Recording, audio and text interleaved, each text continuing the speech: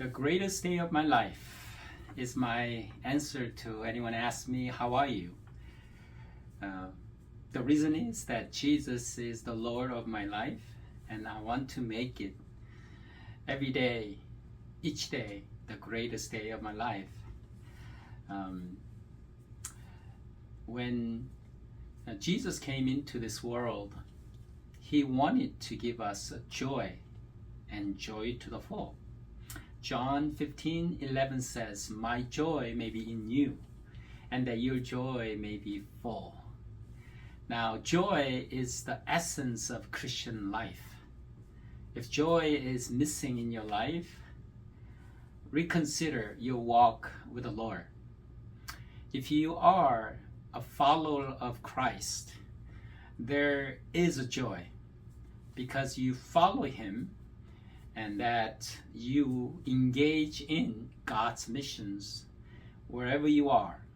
You have a vision, you have a goal to reach as many lost people in this world without Christ, without God.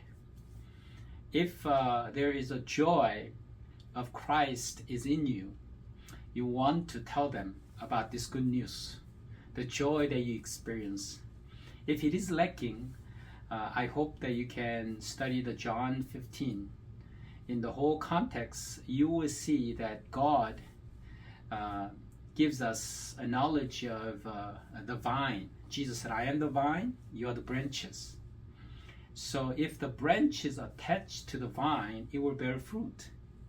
And the Bible says in John 15:8, it says, "If you bear much fruit, you will glorify God."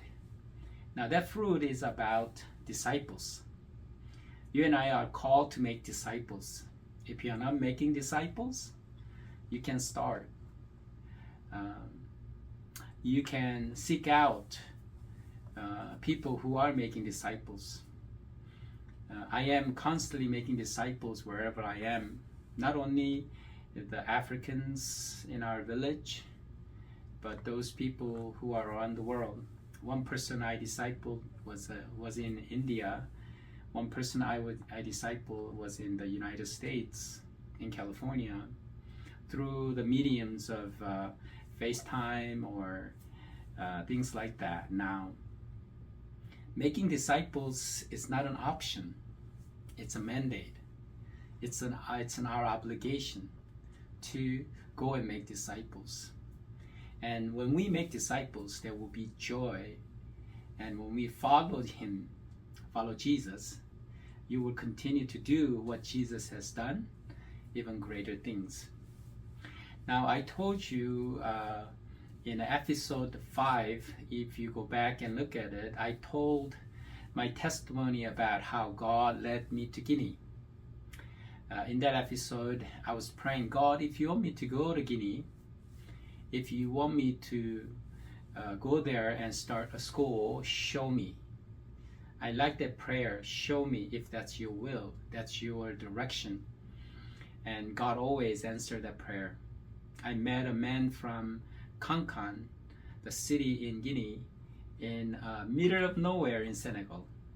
That day when I prayed, "Show me," God sent me a man from Guinea, middle of the nowhere, and he was the same passenger of the same car that we traveled together. Now today I want to give you a testimony about how I received the land to start a school in Guinea. When I was second time visiting Guinea, I asked the missionary who's been there for more than 3 decades, and I asked him, in Guinea, where in Guinea there is no missionaries working there. And this missionary from Europe told me that Farana does not have a missionaries there at the moment. So I said I will go and visit and explore that region and see where God is leading for us to start a school there. And after leaving the missionary, I went to the Native Pastors Association and told them about the encounter that I had about going to Farana, and he told me, the pastor, the Guinean pastor told me, oh, that's great, go and visit. I will send a message out there. There's a small church in Farana. They could help you, assist you in starting a school there. So I got into a taxi and I traveled over the mountains and over the rivers. It was a more than like 12-hour journey. I arrived in Farana, and I was looking for that small church that pastor told me about. And as I was walking, asking and directions from the natives there, and they told me the Protestant church was in this direction. As I was walking towards that place, I heard a voice from behind me, Pastor Joshua. So I turned around and looked at him. First time I ever seen this guy, and he came to me and I told him, yes, I am. How do you know me? He said, oh, pastor from Conakry contacted us. Now that was amazing, because at that time there was no cell phone available in the region, in the rural areas. Usually the small cities have a post office where there's a phone that everybody uses, and to get a message there, it's amazing.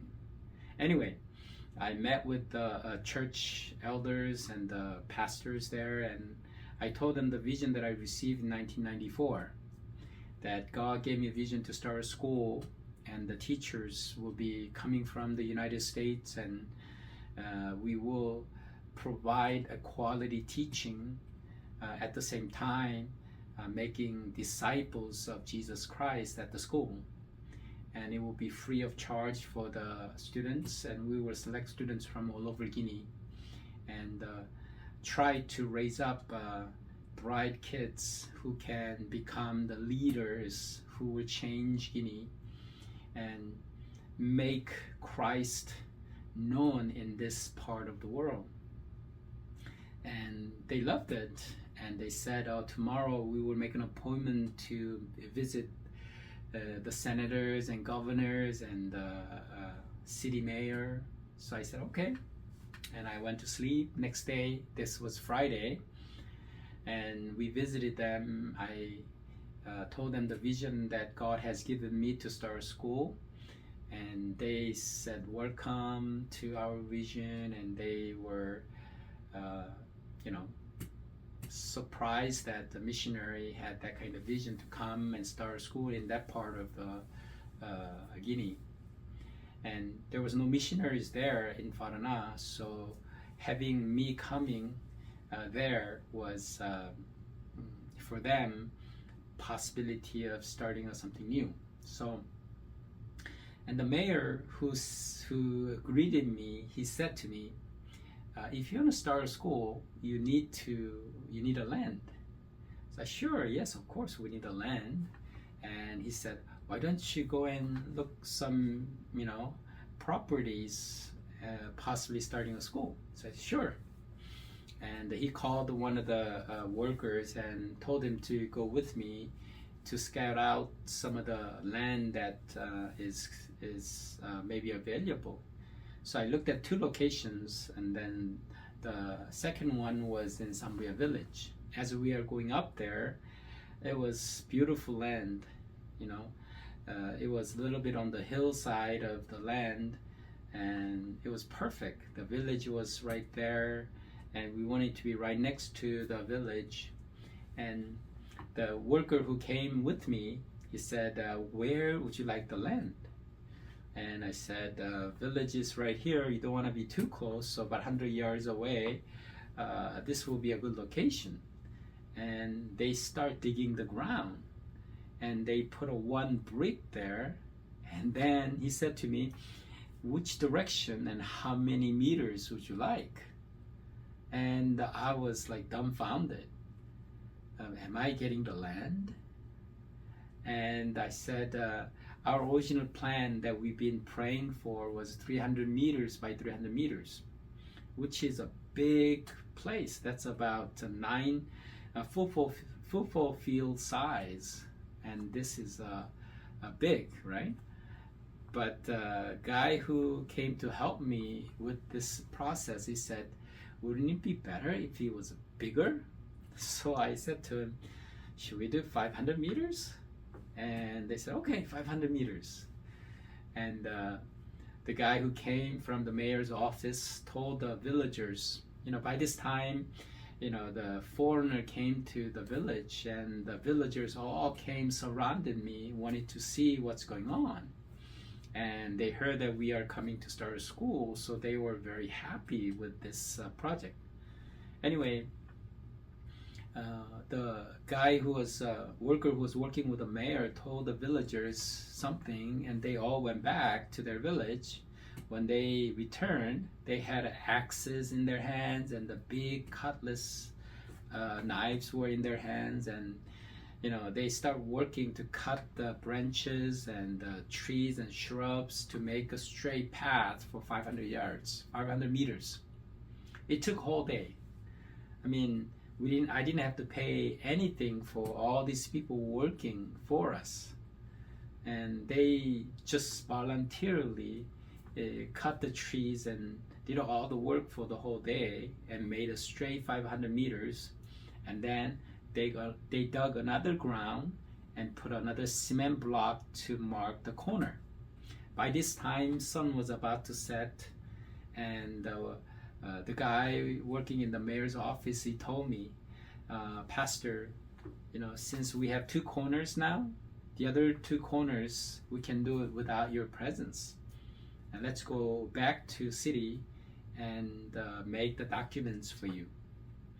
I was surprised that he was gonna make the documents for you. I told him I'm heading back to the capital city on Saturday, which is the next day, and I'm returning to the US. And he said to me, the paperwork will be ready by tomorrow before you leave.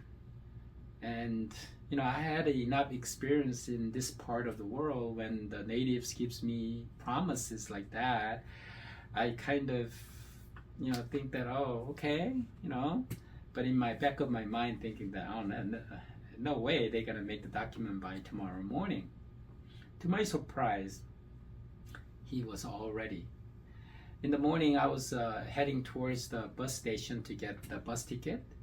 He was having his breakfast on the marketplace, and when he saw me, he said, "Oh, Pastor, it's ready. Let's go to my office." When I got there was only one desk, and when he opened the drawer, there was a blueprint, 3 copies. The shocking thing for me was on that document, there was a governor's signature, there was a mayor's signature, and there was a senator's signature, and stamp was on all the documents. That's how in one day I was able to receive the land and the document for our mission center in Guinea. It was amazing. God blessed us. When God gave me the vision in 1994, we simply prayed, God, you gave us the vision, and you will do it, Father. Please, in your time, in your way. And this is how amazingly, in one day, I was able to get the land with all the documents in my hand. I was thrilled. That's where our M4 Mission Center in Africa was established in Sambria village. God is the one who starts. Now, 2,000 years ago, Jesus said, "Go and make disciples of all nations." The reason that he wants us to go is that he wants us to experience the joy, Jesus's joy. Ever since I started for the kingdom and followed him to Africa, there was difficulties and trials, circumstances that were too much for me to handle, but in the midst of it all, there was joy of Jesus in my heart. You see, Jesus wants us to bear his fruit, which is making disciples. You and I need to make disciples now. Since the school started in Guinea, in Sambuya village, and info centers were established, so many young people came and visited our center. So many Guinean students were enrolled and discipled, and a lot of them went on to study overseas. A lot of them received Jesus Christ into their lives and became God's people. Now, once again, I want to conclude. Jesus offers you joy. That joy comes from following Him and to finish what God has started on the cross. You and I need to become finishers who will take this challenge. Together, in our generation, we can go and make disciples of all nations. Now, God bless you.